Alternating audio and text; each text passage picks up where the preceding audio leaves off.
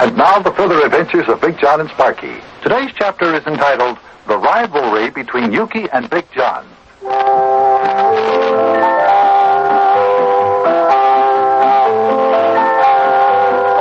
The only time in my life when I really had a girlfriend, I mean a girl that I liked a lot, Sparkie was very jealous. And he fixed it up with Yukie Butcher that something should happen to break up my romance, such as it was. Yukie decided he was going to take my girl away from me, as if he could. For a while, it began to look as if he would. Today's episode begins in the front yard of our little house all the way up the next block.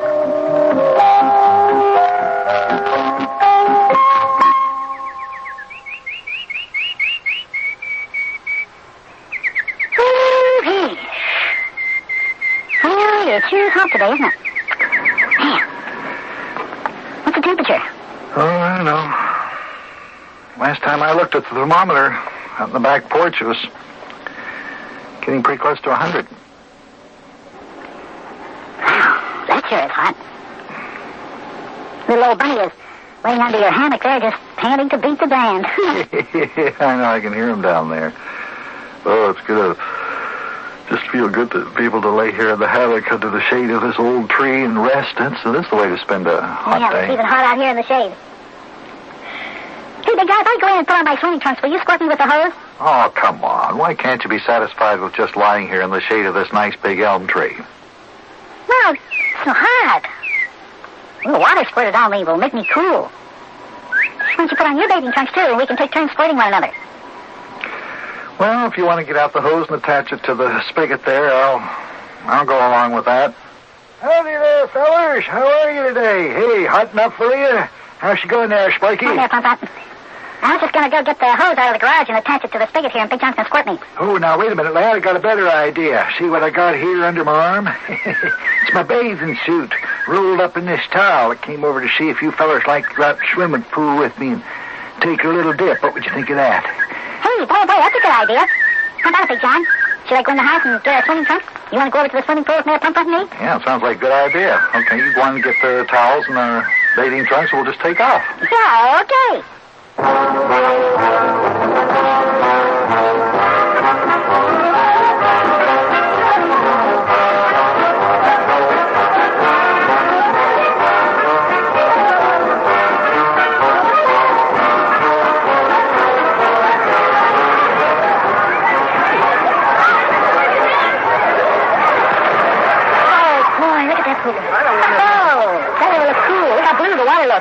Yeah, it sure does look nice and cool. Come on, let's get in. Come on, Mayor, dive in. I'll race you over to the other side of the pool, okay? Okay, Buster. Come on, Red. Last one in the other side of the pool is great big nothing. Okay, here I go. And here I go. Get away. I think you're about to crash the pool. You're going to have to do some pretty fancy swimming, Sparkie. The Mayor and I turning up a lot of water here. Yep. Swimming against the ex-Olympic champ when you're up against comfort. To save your breath there, Mayor, you can't swim and talk at the same time. What about yourself? I hear you doing a lot of talking. Never mind about me. I'm not as old as you are. I've got a lot of energy. Yeah, I might not be as young as you, but I got a lot of wind. Say that again. I win. I'll get you back to the other side. Hey, now, wait a minute. Look, Mayor, Sparkie's standing over there on the other side of the pool. What do you know about that? How'd he get all the way over to the other side for either one of us? I was swimming at top speed. I was using my famous Australian crawl stroke that I used back in 1908 in the Olympic Games. Well, I don't know how I did it, but there he is, standing up there on the other side of the pool. Hey, Sparkie, how'd you ever learn to swim so fast? You mean how did I get over here before you two did? That's what we want to know. Oh, you and the Mayor are just slow swimmers, that's all. Yeah? Well, hey, wait a minute. Your swimming trunks aren't even wet. Now, how'd you get across the pool without getting wet? Well, the Mayor didn't say anything about swimming across the pool. He just said the last one over to the other side is great big nothing. Well, now, what would you go and give for something like that? Yeah, looks like you caught us there, Mayor. Well, come on. What do you say we sit up here on the side in the sand for a while. Soak up some of this sunshine. Okay, by me. Give me a hand there, will you? Okay. Up it down. I'm going to build a castle in the sand. You and Mayor Pumpkin want to help me, Big John? Yeah, sure, we'll help you. Let's just find a nice place now where there won't be too many people running around. Looks like a nice spot over there, Buster. Yeah, that's a good place. If you want to make castles and forts and things in the sand, that's a good place to go for the sand. That's where Maxie and Charlie and Rabbit and I usually play whenever we're over here at the pool. Well, I'll tell you what, you get started on your castle a while, Sparkie, and the mayor and I are just going to lay here in the sun and talk. I think this is a good place to get a suntan, don't you think, Mayor? Oh, yeah, fine spot. In fact, real fine. Hey, Mayor, you sound like Yukie with that real fine business. So I do. Real fine. Dumb schmoots. I guess I've been around them so much I started to talk like them. Wonder how the old boy's making out with his romance with your girlfriend, Miss Rosalie McClenahan. I don't know, Mayor. But I'd be willing to bet that he doesn't make out very good. I mean, getting a date with her. Yeah, why do you say that?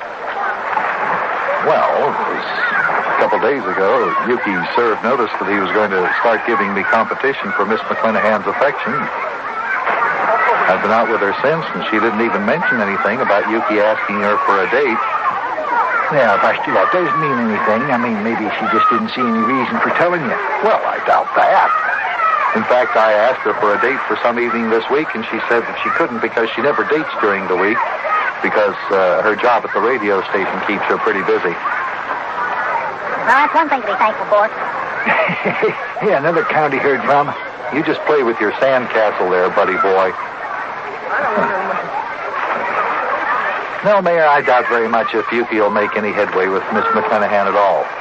Well, if she doesn't go out on dates during the week because of her job down at the radio station, that means if Yukie's going to get a date with her, it'll have to be next Saturday or Sunday. It's going to have to be next Sunday, Mayor, because I happen to have a date with her for this coming Saturday. What? You going out with her again? Yes, I'm going out with her again. I hope you don't mind. Mayor, you watch Sparkie for me again this Saturday evening, won't you? Oh, yeah, sure, I'll be glad to. You betcha. Yep. Oh, wait a minute. I can't. I'm going to be busy Saturday night. I have to make a talk at a special party given for the Cheviot Ladies Garden Club and Bird Lover Society. Mrs. Corticamp, the president of the club, asked me to come out and give a little talk there, so I Good, guess... that means you'll have to break your date with Miss McClenahan, Big John. Oh, no, it doesn't. I'll just hire a babysitter to stay with you. What? A babysitter? A babysitter? For me? Well, what's so horrible about that? I happen to know that when Rabbit Ears McKeister's mother and dad go out, they have a babysitter to come in and stay with Rabbit Ears, and so do Charlie Clammerdine's parents, Maxie Finster's, too, for that matter. Sure, all those people. A babysitter. I never thought I'd see the day when Big John had to hire a babysitter to take care of me. Say, Buster, getting back to Yukie, how long do you think it'll be before he starts being friendly with you again? It probably won't be long after he gives up hope of ever getting a date with Rosalie. You know that Yukie couldn't stay angry with anyone for very long. You know, I thought I'd choke when he said that he was the scoundrel who was going to come between you and Miss McClenahan. Yeah, he loves to be dramatic. Hey, John, you can consider our friendship at an end. A beautiful woman has come between us. That's the way he said it, something like Maybe that. Huh? Did you say Miss McClenahan told you that she never goes out on dates during the week? Yeah, that's what she told me when I asked her for a date for this weekend. And did you say that for that reason Yukie would never be able to get a date with her? That's what I said. Miss McClenahan said her work at the radio station keeps her so busy that she never goes out on dates during the week. Why? Well, look over there. Just coming into the pool. Where? Who was that in the bright red swimming suit? What bright red swim? Hey, that's Rosalie. Well, she must have taken off early from her job down at the radio station to come out to the pool for a little swim. You think so? Yeah? Look who's standing right behind her, coming in with her. I don't see anybody. Hey, wait a minute. Is that Yukie? That's Yukie. And he's obviously got a date with Miss McClenahan. Well. Looks to me like you got a date with her sooner than you thought, Big John. there with your mouth hanging open like that, Big John? What's the matter? You jealous? Oh, boy, oh, boy, oh, boy, oh, boy.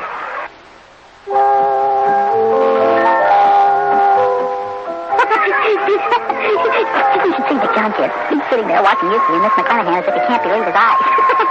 He sure didn't think Yukie could get a date with Miss McClanahan this quick. I wonder how come she told Big John she never goes out on dates during the week and then turns around and has a date with Yukie. And you know something? Maybe Yukie will be able to take her away from Big John. Boy, look at Big John. He sure is surprised. And there goes Yukie up on the high diving board to show off for Miss McClanahan. This is going to be fun. Watching how the feud Big John and Yukie have will turn out. Boy.